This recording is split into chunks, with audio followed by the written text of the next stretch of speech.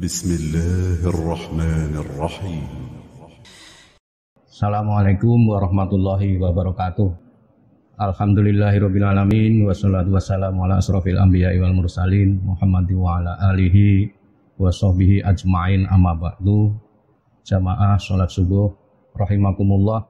Marilah yang pertama dan utama kita memanjatkan rasa syukur kita kehadiran Allah Subhanahu wa taala, di mana pada pagi hari ini kita masih diberikan kesempatan, kesehatan, sehingga pada saat ini kita bisa memasuki hari ke-27 puasa kita. Mudah-mudahan Allah Subhanahu wa taala selalu memberikan berkah pada kita semuanya, sehingga kita bisa menyelesaikan ibadah Ramadan di tahun 1443 Hijriah ini.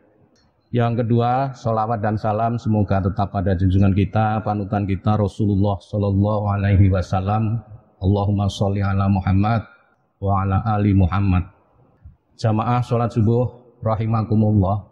2 hari terakhir ini kalau kita menonton media elektronik melalui televisi, ternyata ritual mudik sudah begitu ramai sekali, terutama di Pulau Jawa. Perkirakan mudik tahun ini diperkirakan ada yang bilang 85,7 juta ritual mudik. Ada yang mengatakan 75 juta ritual mudik. Bagaimana perjuangan perantau misalnya untuk mudik, ada yang ketinggalan pesawat, ada yang tidak kebagian tiket, ada yang perjalanannya sampai 24 jam mandek. Dan diperkirakan hari ini dan besok adalah puncak mudik. Tujuan mudik apa? Silaturahmi pada keluarga, sanak dan saudara. Ada 2 dimensi kaitannya dengan silaturahmi, kaitannya dengan mudik ini. Yang pertama secara sosiologis, bahwa memang manusia diciptakan itu sebagai makhluk sosial, sehingga acara silaturahmi setelah kita menunaikan ibadah puasa Ramadan begitu penting. Apalagi 2 tahun terakhir kan tidak boleh mudik, maka silaturahmi tahun ini begitu luar biasanya. Dimensi sosiologis itu bahwa manusia tadi saya katakan sebagai makhluk sosial pengen bertemu. Apalagi kalau seorang perantau misalnya, orang tua masih ada, tentu dia akan silaturahmi dengan orang tuanya. Kalau sudah ketemu dengan orang tuanya, kerabatnya, menjadi hatinya tenang, bergembira. Apalagi kalau di kampung saya, di Jogja itu, zaman saya kecil, kalau orang merantau ke Jakarta itu, orang tuanya senang. Apalagi menjelang ini, wah anak saya pulang enggak ya dari Jakarta misalnya. Karena kan orang kalau sudah merantau ke Jakarta itu sudah orang tuanya merasa bangga. Secara sosiologis seperti itu. Nah, dampak dari sosiologis juga ekonomi kan. Perputaran ekonomi kaitannya dengan uang yang beredar, orang mudik untuk silaturahmi kan luar biasa, puluhan miliar rupiah, bahkan bisa triliunan itu. Sehingga di kampung saya perputaran uang orang pulang dari Jakarta itu luar biasa. Yang kedua, secara filosofis, tadi saya katakan orang tua di kampung saya kalau punya anak tinggal di rumah, di kampung saja tidak mau merantau, itu orang tuanya nggak merasa bangga. Tapi kalau anaknya itu merantau ke Jakarta, wah luar biasa. Setelah pulang hari raya untuk silaturahmi, itu orang tuanya menjadi senang dan gembira. Sampai ngomong sama tetangganya, anak saya juga nanti lebaran mau pulang. Makanya kalau di Jawa, hari raya Idul Fitri itu dikatakan hari lebaran. Setelah kita berpuasa selama 1 bulan penuh, dilanjutkan dengan acara silaturahmi, maka sudah lebar. Sudah sempurna, jiwa menjadi tenang, kerabat menjadi tenang, lah itulah filosofinya. Maka tidak heran ritual mudik untuk silaturahmi ini menjadi luar biasa.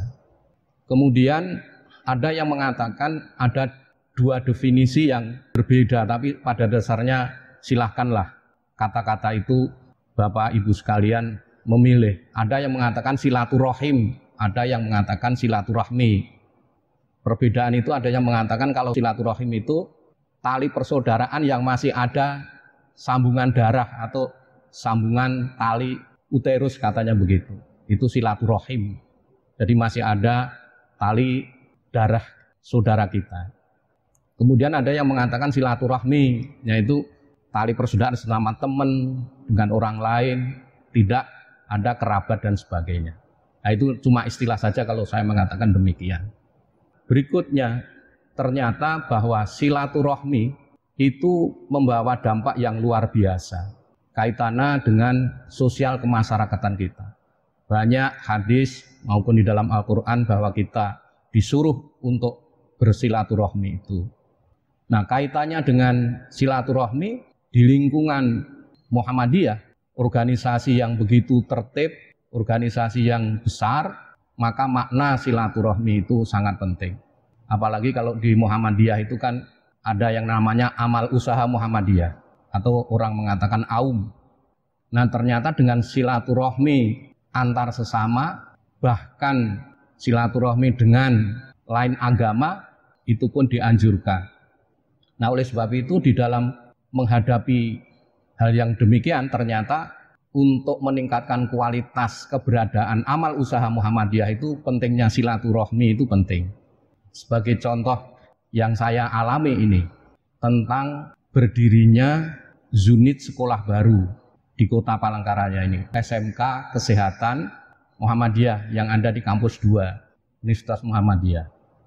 Jadi waktu itu SMK Kesehatan Muhammadiyah ini kan menggabung di lokasi ini, sementara sudah mau ada kelas 3. Kalau membangun sendiri kan belum ada dananya, sehingga pada masa itu kita ajukan proposal ke Kementerian Kemendikbud tahun 2017. Setelah itu tahun 2018 itu ada verifikasi tanah.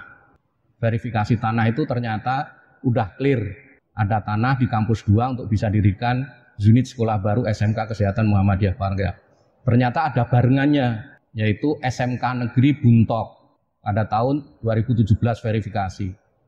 Ternyata apa? Ternyata yang dibangun tahun 2018 itu SMK Negeri Unggulan Buntok.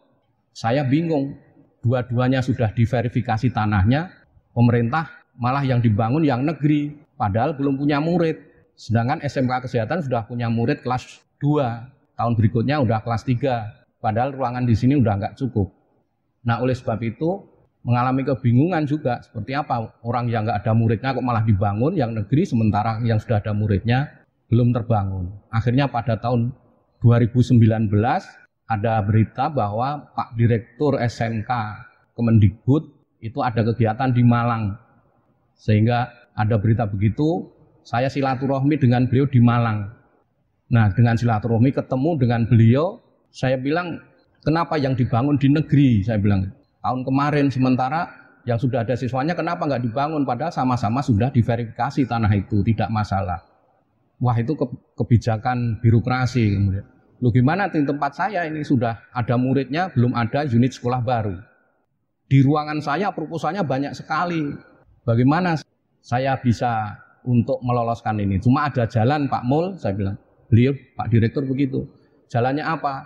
Mohon bikin surat rekomendasi oleh Pak Menteri. Akhirnya saya pulang ke sini dengan rekomendasi oleh Ketua Pimpinan Wilayah Muhammadiyah, dikirim, akhirnya terlaksana itu tahun 2019 SMK Kesehatan Muhammadiyah Palangkaraya terbangun dengan dana sekitar 2,4 atau 2,5 miliar itu yang sekarang ada di kampus 2. Nah, itulah pentingnya salah satu silaturahmi akan membawa dampak yang luar biasa.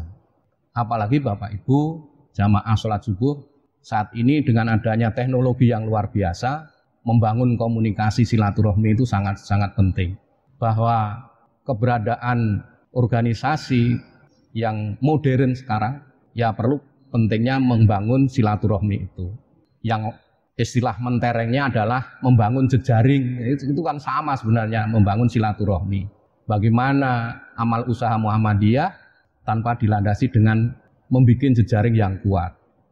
Oleh sebab itu pentingnya silaturahmi ke sesama manusia, karena saya katakan tadi pada dasarnya adalah manusia adalah makhluk sosial. Bapak Ibu yang saya hormati, beberapa hikmah tentang silaturahmi ini bisa saya utarakan, di antaranya dijauhkan dari neraka. Hadis Nabi Shallallahu Alaihi Wasallam bersabda, engkau menyembah Allah Subhanahu Wa Taala dan tidak menyekutukan sesuatu dengannya, mendirikan sholat, menunaikan zakat, dan menyambung silaturahmi. Hadis riwayat Bukhari Muslim. Bapak Ibu yang saya hormati, dengan adanya teknologi ini, saya kira kalaupun kita tidak bisa mudik, kemudian tidak bisa ketemu secara tatap muka, kan sekarang teknologi semakin banyak melalui video, melalui WA. Kemudian juga mari kualitas silaturahmi kita tingkatkan. Bapak Ibu kan punya grup kan, grup WA dan seterusnya. Ternyata juga bisa melalui hal yang demikian.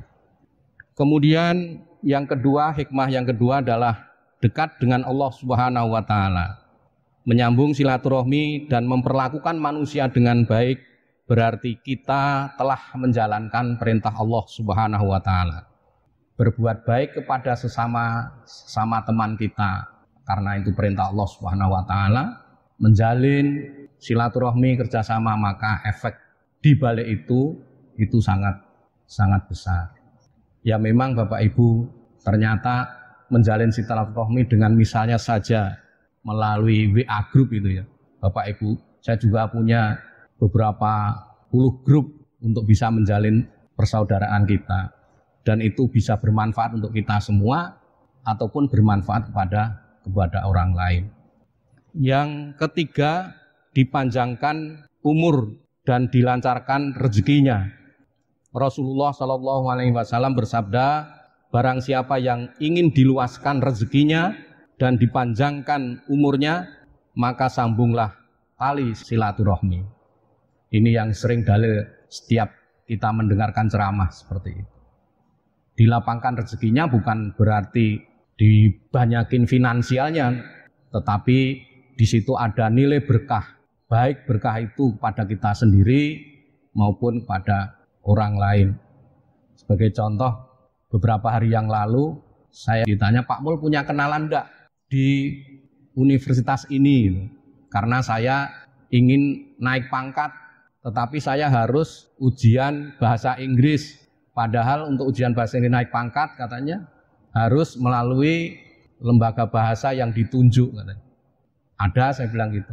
Nanti tak kasih nomor beliau, Bapak yang menghubungi. Nanti atas nama nomornya bilang saja dari saya. Saya membantu orang lain karena saya sudah pernah komunikasi dengan beliau, kita WA, kita japri dan seterusnya. Ternyata bermanfaat kepada orang lain akibat silaturahmi walaupun melalui alat yang dinamakan teknologi informasi itu. Belum lagi kalau kita banyak teman, tentu rezeki yang kita peroleh juga semakin banyak. Karena bisa membantu diri kita sendiri, kalau ada kesusahan bisa orang lain bisa membantu kita. Nah, itu yang dikatakan rezeki. Yang keempat, menjaga keharmonisan. Jadi ritual mudik silaturahmi itu juga menjaga keharmonisan sehingga kekerabatan itu menjadi akrab. Nah, kalau katakanlah keluarga menjadi akrab, berteman menjadi akrab, tentu di situ sifat tolong menolong itu ada. Makanya di dalam Al-Quran itu disebutkan bahwa kita harus berbuat baik kepada orang tua, itu yang pertama. Yang kedua kepada kerabat, baru anak yatim, baru yang lainnya. Nah, kedudukan kerabat ini menjadi nomor 2 setelah orang tua. Silakan Bapak Ibu, ini tinggal 3 hari setelah nanti sholat Id, bisa WA-an kalau kita tidak bisa ketemu dengan tatap muka untuk menjalin silaturahmi. Yakin dan itu pasti Allah akan memberikan berkah, akan memberikan pertolongan, akan membawa nuansa lebaran tadi. Yang kelima, dimuliakan di dunia dan di akhirat. Hadis diriwayatkan oleh Imam Ali, Nabi Shallallahu Alaihi Wasallam bersabda, maukah kalian saya tunjukkan perilaku akhlak termulia di dunia dan di akhirat? Maafkan yang pernah menganiayamu, sambung silaturahmi orang yang memutuskanmu, dan berikan sesuatu kepada orang telah melarang pemberian untukmu. Keenam, menyehatkan mental.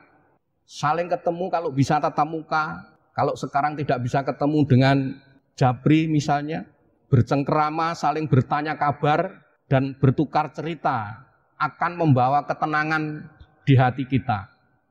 Hanya tanya kabar saja, bagaimana keluargamu, bagaimana keadaanmu, akan memberikan rasa ketenangan. Kenapa? Ya karena saya katakan tadi, manusia itu makhluk sosial. Disentuh hatinya, ditanya kabarnya dan seterusnya akan membawa ketenangan dia. Sehingga betul-betul saya katakan tadi, lebaran, ya lebar, lahir dan batin. Menjadi manusia yang sempurna.